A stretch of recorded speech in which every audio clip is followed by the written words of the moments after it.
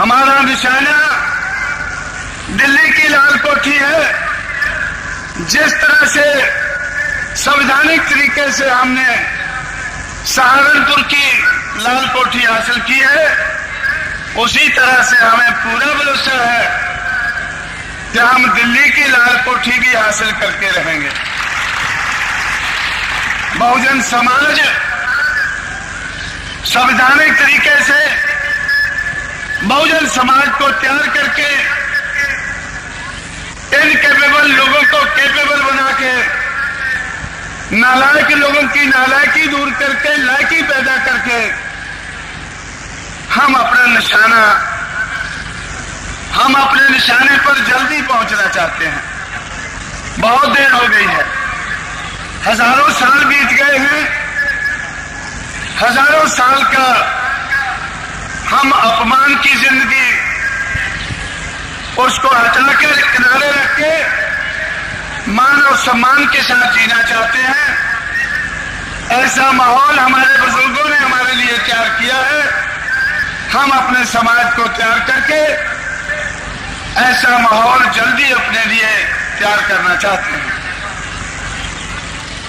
सहारनपुर की लाल कोठी हासिल करने के लिए तो माहौल बन चुका है,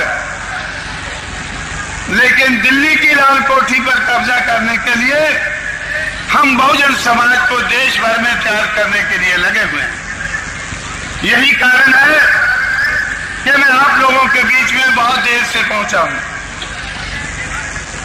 यही कारण है कि उत्तर प्रदेश से मैं 15 महीने के लिए बाहर घूमता रहा हूं, क्योंकि अगर दिल्ली की लाल कोठी संवैधानिक तरीके से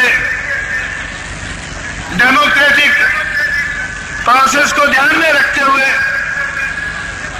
उसको अपनाते हुए अगर हमने दिल्ली की लाल कोठी पर बहुजन समाज का कब्जा कराना है,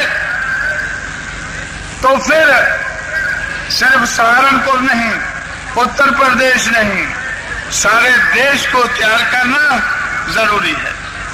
सारे देश के बहुजन समाज को तैयार करना जरूरी है। इस जरूरत को पूरा करने के लिए 15 महीने पहले हमारी सरकार बनी और 15 महीने से ही 4 तारीख को सरकार बनी, 5 को मैंने लखनऊ छोड़ा और 6 तारीख को कन्याकुमारी पहुंचा।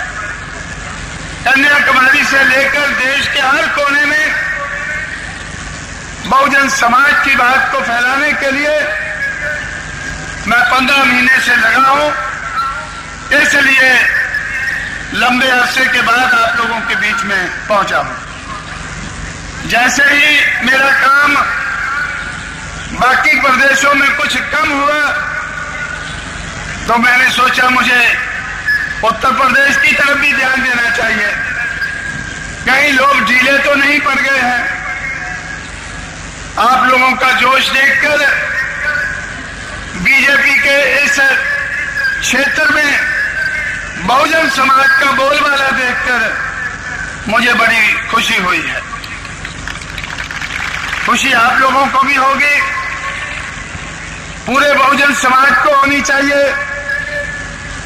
लेकिन कुछ लोगों को आपका ये जोश देखकर गमी भी हो सकती है, उसका भी ख्याल रखना चाहिए।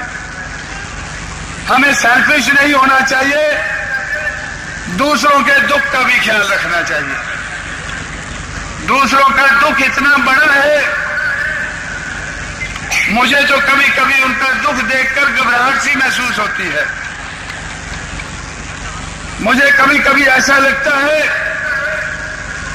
कि इस देश में हो सकता है Congress party, BJP party, Janata Dal, CPI, CPM या दूसरी मनुवादी पार्टियां शायद चुनाव लड़ने से इनकार कर दें। शायद वो चुनाव से इतना डर रहे हैं। बहुजन समाज पार्टी और समाजवादी पार्टी के 199 एमएलए हैं, 213 चाहिए सरकार चलाने के लिए। हमारी सरकार गिर जाए, दोबारा चुनाव हो जाए, हमें ज्यादा एमएलए चुनकर भेजने का मौका इस ताक में बैठे थे, ये उम्मीद लगाकर बैठे थे, लेकिन Congress, BJP, Janata Dal, CPI, CPM ने हमारी उम्मीदों पर पानी फेर दिया। उन्होंने हमारी सरकार को गिरने नहीं दिया। 8 फरवरी को उनको मौका मिला, लेकिन उन्होंने उस मौके का फायदा चुनाव को टालने के लिए लिया, चुनाव कराने के लिए नहीं। उत्तर प्रदेश में चुनाव न हो, उत्तर प्रदेश में चुनाव टल जाए, इसलिए उन 5 पार्टियों ने हमारी सरकार को गिराने का नहीं, हमारी सरकार को बचाने का काम किया। आप लोग अच्छी तरह से जानते हैं, आप तो उत्तर प्रदेश में रहे, मैं तो बाहर किधर घूम रहा था। उधर मुझे ये खबर मिली कि इन 5 पार्टियों ने बहुजन समाज की सरकार को गिरने से रोका है। मैं इसका मतलब क्या समझता हूं कि चुनाव को टालने के लिए उन्होंने ये काम किया है, चुनाव से भागने का काम किया है। आज ये पार्टियां उत्तर प्रदेश में चुनाव से टल रही हैं, तो मैं सोच रहा था कि 96 में देश भर में चुनाव होगा, उस वक्त क्या होगा? उस वक्त तो चुनाव का मौका मिलेगा, तो उस वक्त हम इनको बता सकेंगे कि बहुजन समाज कितने बड़े पैमाने पर तैयार होकर अपने पैरों पर खड़ा हो रहा है। साथियों, इसी तरह से अगर बहुजन समाज तैयार होता रहा तो बहुजन समाज के लिए हजारों साल की गुलामी को दूर करके देश में आजादी का सांस लेना कोई ज्यादा देर का काम नहीं है। यह हमारी तैयारी के ऊपर निर्भर है। मैं बहुजन समाज को तैयार करने में, देश भर में तैयार करने में लगा हुआ हूं। अपने साथियों को तैयार करके उनके सहयोग से बहुजन समाज के जन जन को तैयार करने की कोशिश में हम लोग लगे हुए हैं। हम बहुजन समाज को तैयार करने की कोशिश में लगे हुए हैं। बहुजन समाज की तैयारी के आधार पर, बहुजन समाज की लायकी के आधार पर जो भी कुछ हासिल करना चाहते हैं, उस लायकी के आधार पर हम हासिल करना चाहते हैं। हम आरक्षण के आधार पर नहीं। हमारे बुजुर्गों ने अंग्रेजों के जमाने में 26 जुलाई 1902 से लेकर 1950 तक हम लोगों के लिए कोई मौका मिले, शासन और प्रशासन में आगे बढ़ने का मौका मिले, उन्होंने आरक्षण का सहारा लिया। हमारे बुजुर्गों ने आरक्षण का सहारा लिया है, मैं समझता हूं। और आज के समय में हमारी जिम्मेवारी आरक्षण का सहारा लेने की नहीं, आरक्षण का सहारा देने की होनी चाहिए। मैं बहुजन समाज को तैयार करना चाहता हूं, आरक्षण लेने के लिए नहीं, आरक्षण देने के लिए हम बहुजन समाज को तैयार करेंगे। आरक्षण देने के लिए हम बहुजन समाज को तैयार करेंगे। आरक्षण देता कौन है?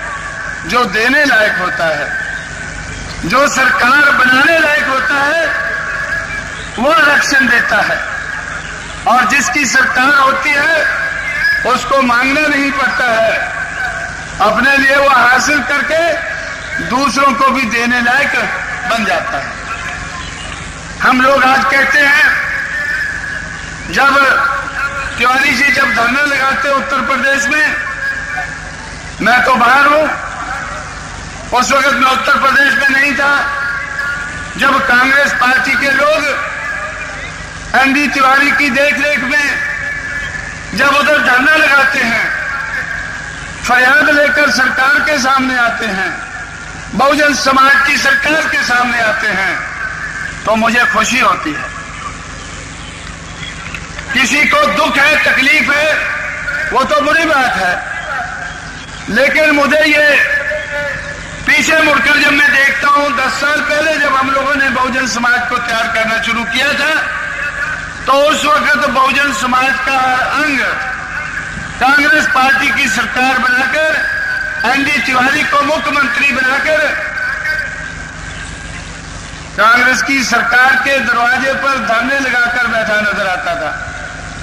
बहुजन समाज का हर अंग, schedule caste, schedule tribe, backward minority के लोग कांग्रेस की सरकार के दरवाजे पर फरियादी बनकर खड़े होते थे।